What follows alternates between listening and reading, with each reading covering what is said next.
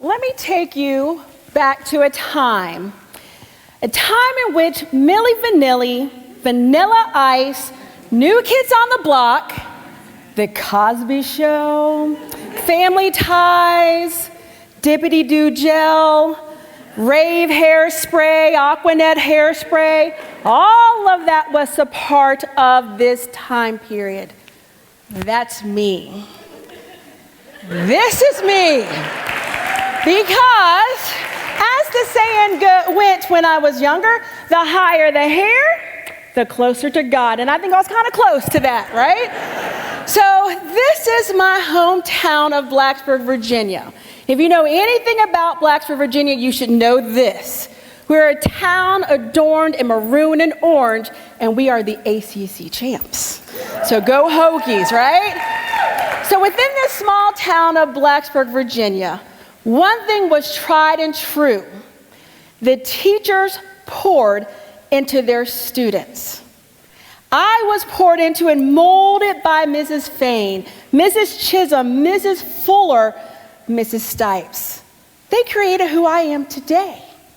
But there was one teacher I always wanted, never had. Because whenever she went into the community, people would stop and say, "Hi, Miss Day. Hey, Miss Day, how are you doing today?" And for 34 years, this woman taught kindergarten and first grade as though it was the easiest thing. And so I saw this, I'm like, well, I want to do that. Teaching's that easy? I got it. Well, I never had Mrs. Day because she was my mom. So I got to watch what teaching looked like and what teaching should be like from her each day. But I will say that although she is retired, she is CMS's #1 substitute today. So thank you, Mom. So when I graduated from high school, or really if you would have asked me then, and even when I stepped onto Rafford University, I knew exactly what I wanted to do when I grew up. It was to be a teacher. So I walked proudly and stoutly on that campus, and I met my new community of friends. And of course they said, "You want to teach? No money. I'm going to be a lawyer. I'm going into the medical field. I'm going to be an accountant, an engineer, financial analyst," and the list went on. So I listened to my community and I said, maybe teaching isn't for me. So what did I do by listening to them? Because, words matter. I decided to go to my college advisor and I changed my career choice 7 times. Yes, ladies and gentlemen? 7 times. So English, history, sociology, communications, speech pathology and audiology, cultural anthropology. And then I said, nah, that's not what I love. It's English. So I went back to English. And I'm glad I went back to English because here I am, 24 years later, standing here in front of you saying, it has been a remarkable 24-year ride. But I will say that the ride, I'm on the struggle bus, y'all. There is no tired like a teacher tired today. And I will be honest with you, very transparent. I was this close to saying, I can't do this because I don't have the time. Because I know right now at this very moment, at home on my desk is a stack of papers to grade. But I wanted to be here because this is my mission. This is my testimony to you. And it's my testimony to my students. This is a picture, and right at this moment, I'm going to put you in the idea of High School Musical. So in High School Musical, when they were about to get offer summer, and they're looking at the clock saying, summer, summer, summer. Well, those kids were looking at me saying, spring break, spring break, spring break. And they knew that I was the only person standing in the way from them from leaving. Little did I know this was the last sense of normalcy. It was March 5th, and then we went on spring break, and then the world shut down. Life changed. It changed for us all. And I'm so glad that I decided to stay in this because even during the pandemic, I had my doubts. And I'm sure I'm not the only one. At this time period, I decided to give my students an essay. This essay was one in which I did not do what I normally did. I did not provide any context. I just gave it to them and I said, read it. They didn't know who wrote it. They didn't know when it was published. They didn't know where it was published. And in that moment, they looked at it and they're like, oh, heck no, Miss Tuttle. I know you did not have me read this because the title says, Why I Want a Wife.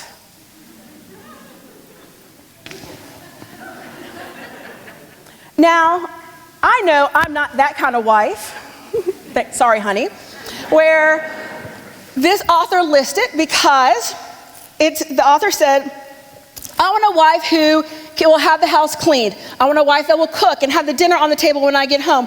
I want a wife that will organize the play dates for my kids. I want a wife that will organize the beach trips and babysit for the kids while I'm vacationing and sleeping.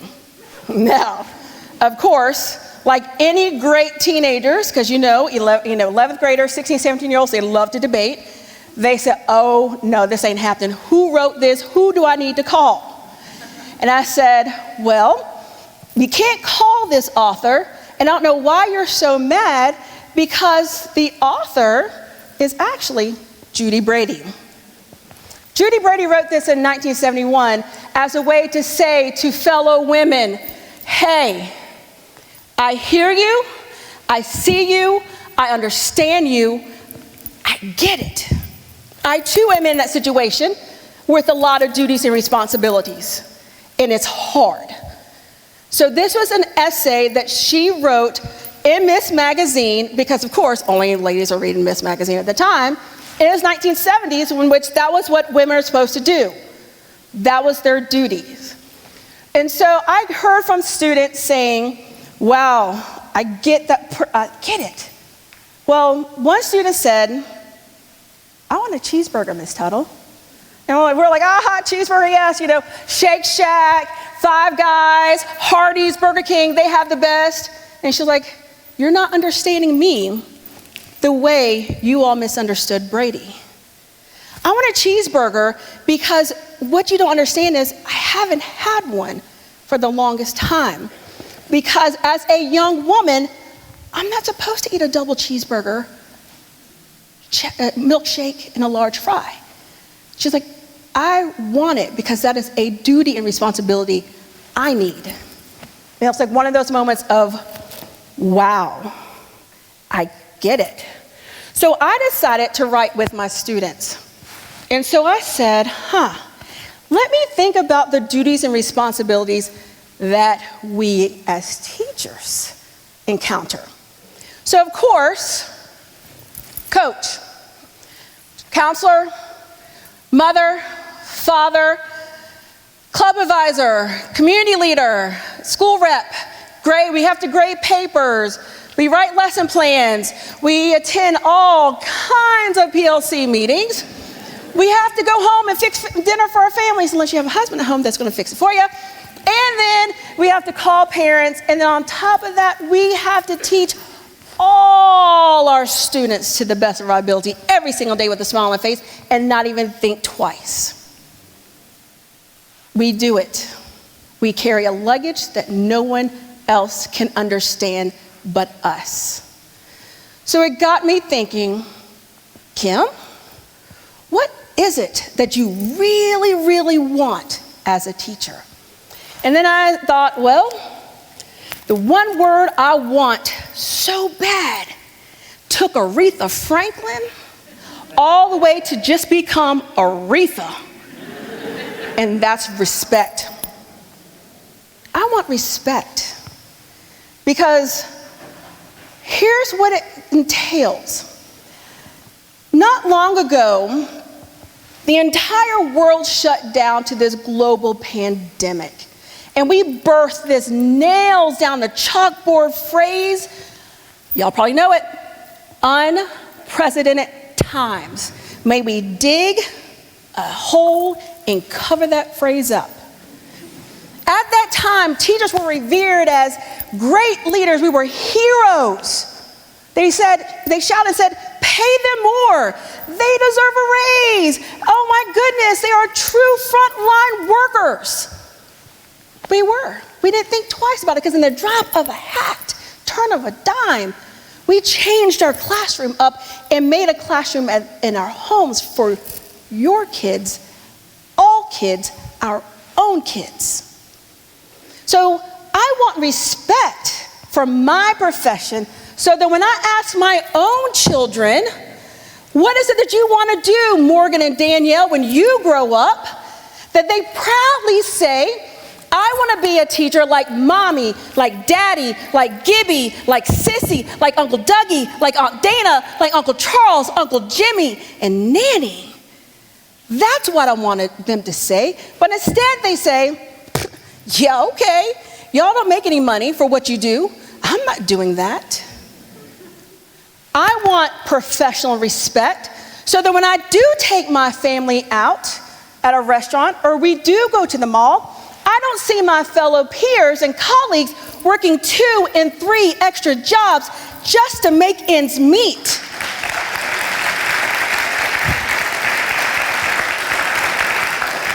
No educated professional with the degrees and certifications that we have should have to go through that process and tiptoe around that poverty line. Make that make sense when we have leaders making 2 and 3 and 4 times more that we in the trenches are making. Doesn't make sense. I want respect so that we can go back to a time in our community that's like Laura Ingalls Wilder in Walnut Grove encapsulates and hugs around her, supplies her with every one of her needs so that all of her students can succeed. Laura worked hard, and Walnut Grove saw it. Walnut Grove supported her. See, I want the kind of respect as a teacher that people will understand I know what's best in my school and in my classroom with my students, and let me teach like Mrs. Westlake did with Theo Huxtable when he couldn't understand the math equations. She did whatever it took to get him to learn. Why? Because there's a community of respect, allowing a teacher to do what they do best. They study the craft. They know what to do. I may have watched Grey's Anatomy every season, but I cannot go into that operating room with Dr. Mamano and deliver a baby. So if you have not donned the title and the glorious crown of a teacher, please take a seat and let the teachers lead the way. I want respect from all communities, all walks of life within our educational system, that they come into our schools on a daily, regular basis, and not when a camera crew in the walkthrough form from the state says so. Our teachers are overworked and underpaid. Our schools are understaffed and overwhelmed. We cannot do this alone. We cannot do this in a silo. We have to do it together as a community of respect. Listen to us as the teachers. Within this community of respect, this is what we have seen lately.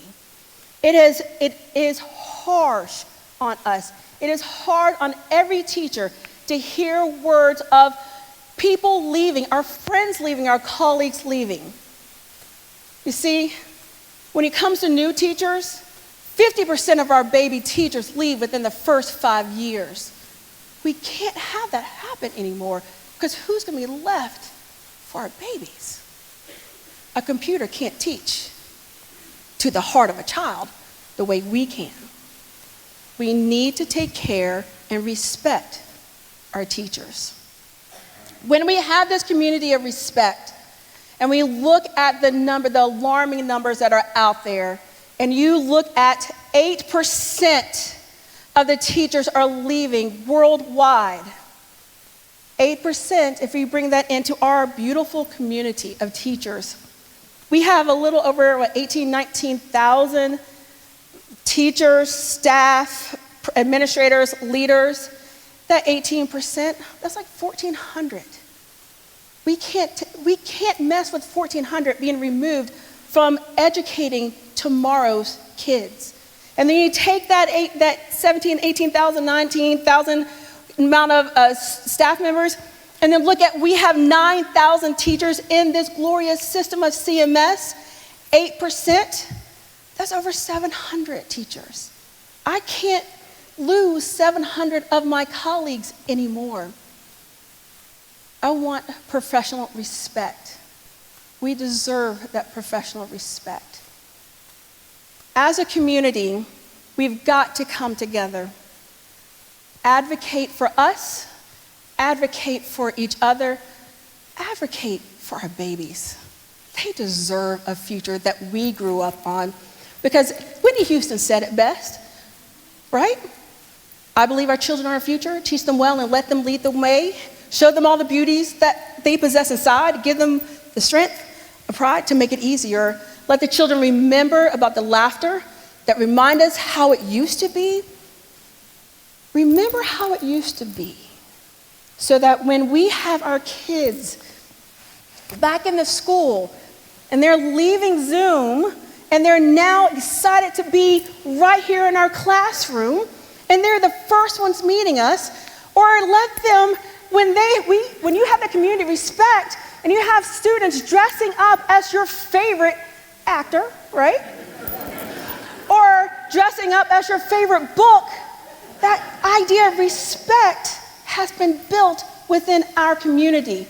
Or when you have a student coming in dressed up with your face on his shirt, with the favorite saying that you should say, "Oh, James," right?